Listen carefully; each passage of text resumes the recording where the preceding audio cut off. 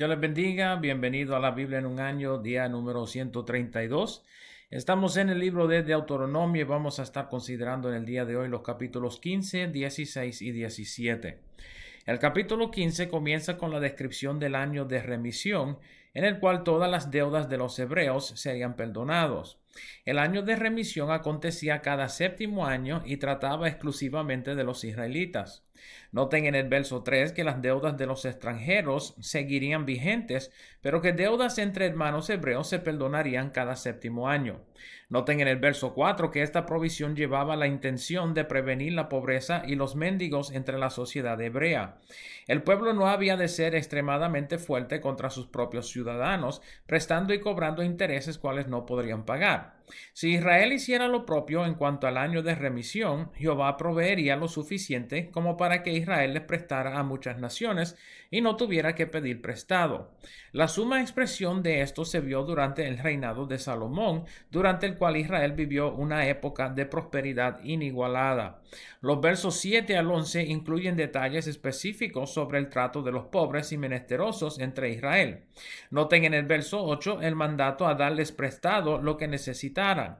Actualmente este mandato debería haber terminado con la pobreza en Israel, ya que cualquier necesitado pudiera conseguir lo necesario simplemente por pedirlo. Noten la amonestación en el verso 9. Les sería fácil a los pudientes tener temor de que no se le devolvería lo prestado, siendo que el año de remisión estaba cerca. Por ejemplo, si estuvieran en el sexto año y se hacía un préstamo cual tardaría 3 años en pagar, o solo un año o menos de lo debido se pagaría antes de que llegara el séptimo año y se tuviera que perdonar la deuda. De esta manera, el prestador no recobraría lo prestado. Jehová les amonesta a no pensar de semejante manera, sino de ser generosos y confiar que Dios proveería en abundancia. Noten en el verso 11 la declaración de que siempre habrán menesterosos en la tierra. Esto no es una declaración de una economía determinada, sino de oportunidad de servir a los pobres y necesitados. Esta era una de las maneras en las cuales Jehová había de probar el corazón del pueblo. Los versos 12 al 18 reiteran las leyes sobre los esclavos hallados en el capítulo 21 de Éxodo. Los esclavos hebreos, quienes habían de ser tratados más bien como siervos que como esclavos, habían de quedar libres luego de 6 años de servicio. No tan solamente habían de quedar libres, sino que el amo lo había de despedir con una porción generosa de sus propios ganados y ovejas, de su era, cual era significante de su trigo, y de su lagar, cual era significante del vino y del aceite. Noten en el verso 16 que tales siervos podían tomar la decisión de seguir con su amo. Al hacerlo, el amo traspasaría su oreja contra la puerta y le pondría una pantalla señalando que era siervo voluntario de su amo. El capítulo termina con la mención de la consagración de los primogénitos a Jehová. Recuerden que Jehová les dio permiso al pueblo de comer de sus vacas y ovejas. Sin embargo, los primogénitos eran consagrados a Jehová y no se podían comer sino solo en el tabernáculo luego de ser presentados a Jehová.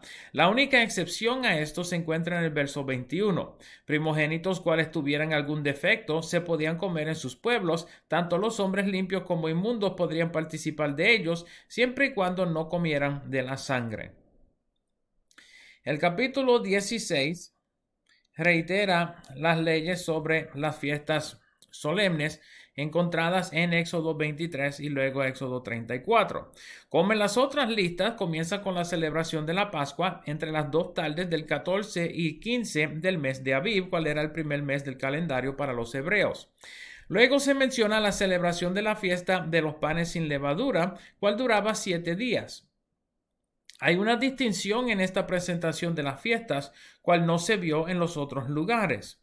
Noten en los versos 5 y 6 que la Pascua ya no se celebraría en sus hogares, sino que tendrían que viajar hasta el tabernáculo para celebrarla, haciendo de la Pascua una fiesta solemne de convocación. Los versos 9 al 12 contienen la instrucción de celebrar la fiesta de Pentecostés o de semanas, 7 semanas luego de la Pascua, 50 días luego de la Pascua. Los versos 13 al 15 definen la celebración de tabernáculos, cual se celebraba al final de la siega. Noten en los versos 16 y 17 que estas tres fiestas, Pascua con panes sin levadura, la fiesta de semanas o Pentecostés y la fiesta de tabernáculos o cosecha, se habían de celebrar exclusivamente en el tabernáculo, requiriendo el peregrinaje de toda la nación al lugar del tabernáculo. El capítulo termina con la directriz de asignar a jueces en las diversas ciudades de Israel. Hasta el momento, Moisés había establecido varios jueces o ancianos quienes le ayudaran a juzgar los casos de Israel.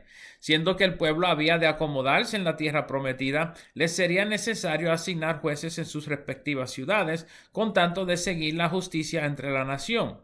Moisés les amonesta en contra de hacer acepción de personas y de recibir sobornos para que su juicio fuera justo. Los últimos dos versos del capítulo incluyen otra amonestación contra la idolatría en la tierra prometida. El capítulo 17 comienza con un solo verso sobre la prohibición de ofrecerle a Jehová algún animal con defecto. Luego, en los versos 2 al 7 se dan instrucciones sobre lo que se debería hacer si algún individuo de Israel se apartare de Jehová para ir tras los ídolos, sirviéndoles. Noten la instrucción de que tal individuo sería culpable de muerte, pero solo luego de un juicio público y por la palabra de 2 o 3 testigos. Si hubiera los testigos necesarios, los testigos serían los primeros en alzar sus manos contra el individuo para apedrearlos a muerte.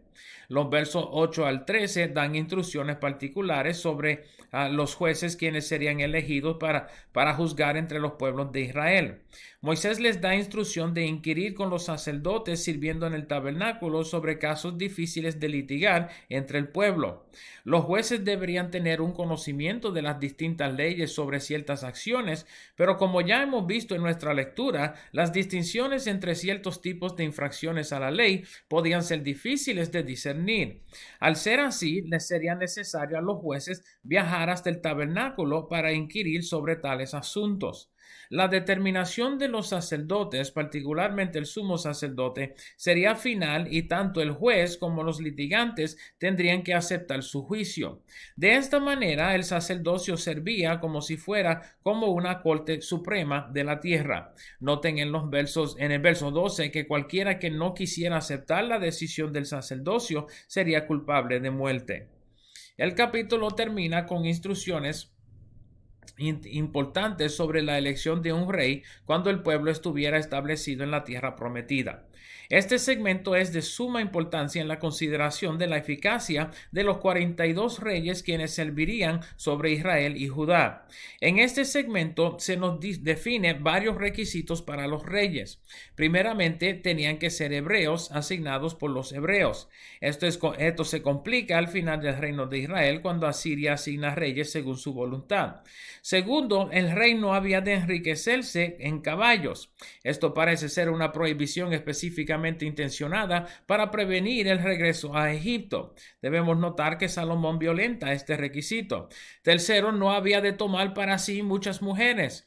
Aunque varios de los reyes de Israel y Judá violentaron esta prohibición, Salomón obviamente es el más evidente.